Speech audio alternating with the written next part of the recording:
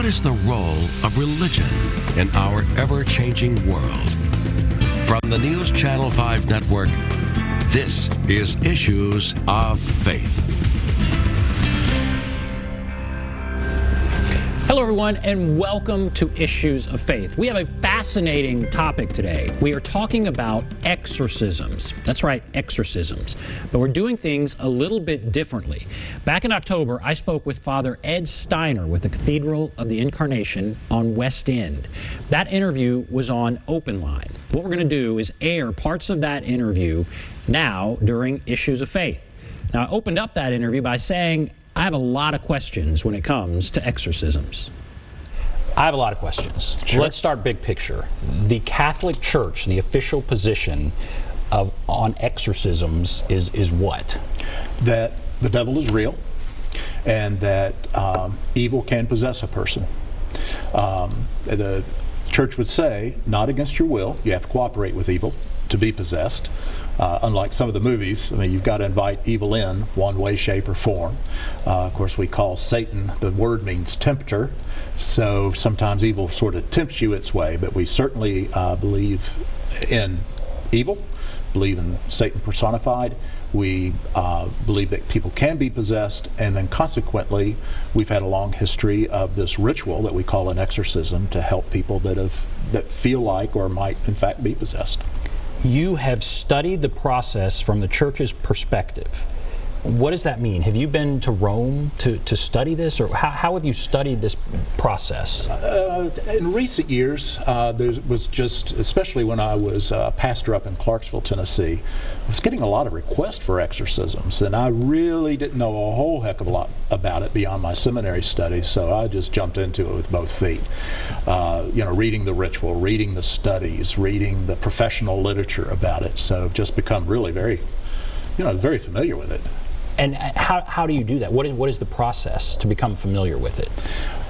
There's actually a lot of literature about it, both Catholic and non-Catholic. Most of our mainline Protestant churches, the sacramental churches, have some form of exorcism rituals. It's also known in other religions, Buddhism, other ancient religions. So it's we've all sort of got versions of it. So there's a lot of literature out there. You may have to go to a divinity library to find some of it, but there's also a lot of stuff online. A person can Google Catholic exorcism ritual, and there it is. They can read the whole ritual. So have you done one of these? Have you done an exorcism? A formal exorcism, no. And they're really, quite frankly, they're very rare. There are three types of exorcisms. One is we do an exorcism at baptism, and any priest or deacon that's baptizing a person, child or adult, does an exorcism prayer, but we're not casting something out. I always make the joke, say, look, I'm going to do this exorcism prayer, and if anything comes out of that child, don't get between me and the door. I'm going to hurt you. Right. But it's a prayer asking that God will set the person we're baptizing, that God will set them free from the effects of original sin. So, and that's a type of exorcism, asking for freedom from something. And then there is what we also call minor exorcisms, which essentially are blessings. Like I said, when I was up in Clarksville, I got a lot of calls for exorcism. People thought there was something in their house, and typically what we would do, we would go and do a home blessing.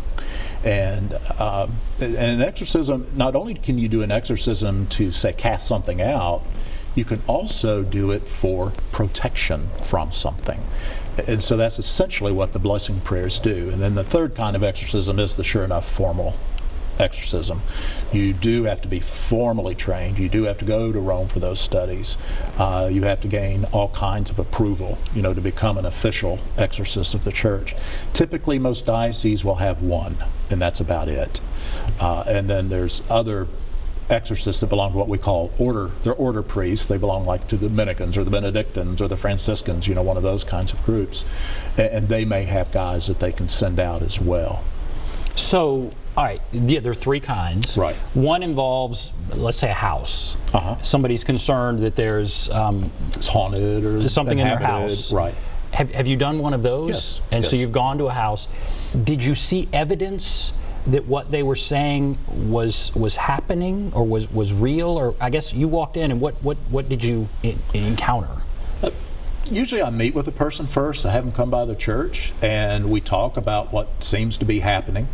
And I approach it with, in terms of a real haunting or presence or something, I approach it with a huge amount of skepticism, although I don't act like that with the person. I mean, I take what they're telling me very seriously.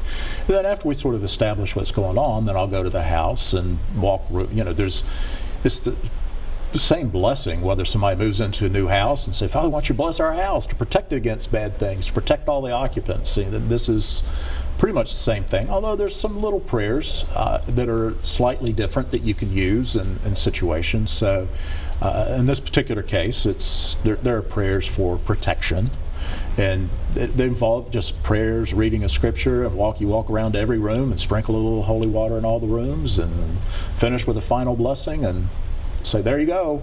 And this gives people great comfort. It does. It does. And here's the interesting thing. The vast majority of those that I've done are not Catholics, but they're non-Catholics. Huh. And in the vast majority of those, they're, whatever denomination, their minister said, you need to call a Catholic priest.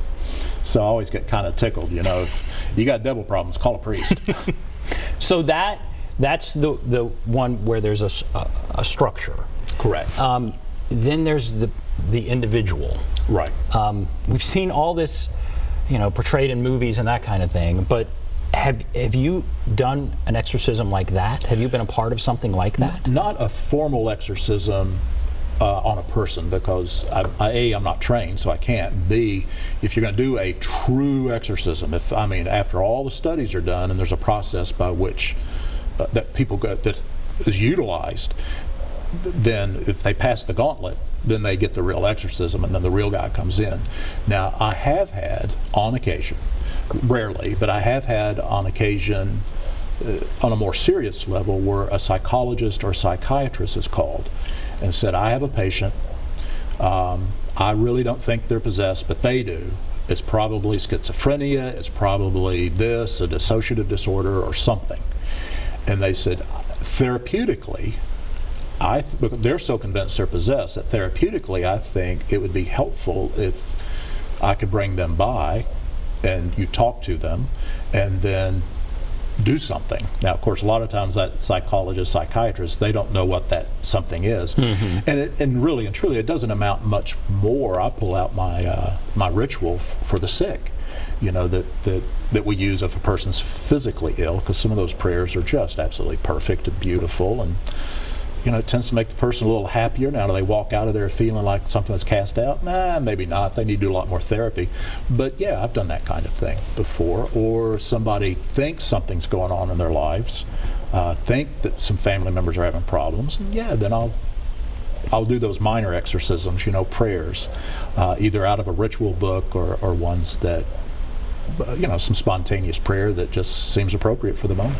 And in reading about this, the concern that some have is that it's not evil, that it's mental illness. Right. And so how do you differentiate that? How do you get into that issue?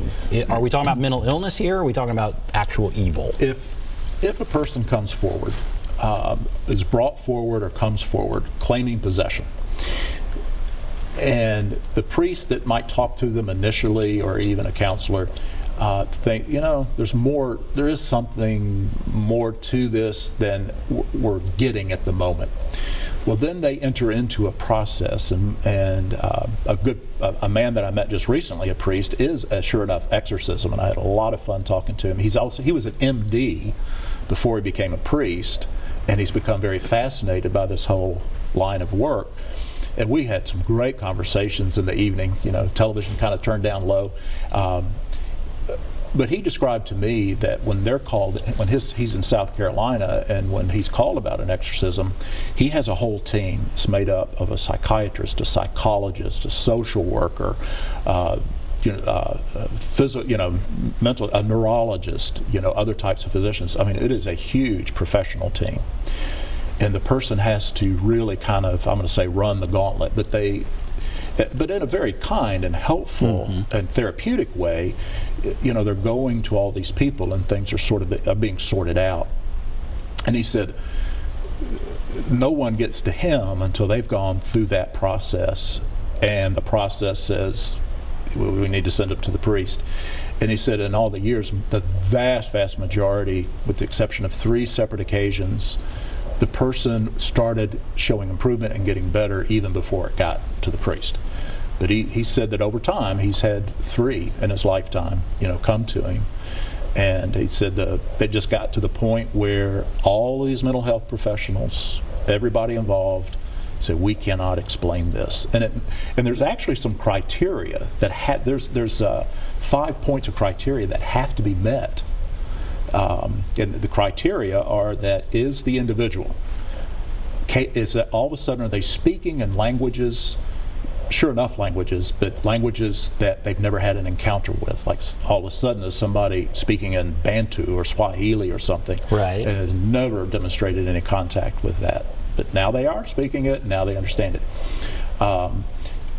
Does the person seem to have knowledge or demonstrate knowledge of events that they have no earthly way of knowing about?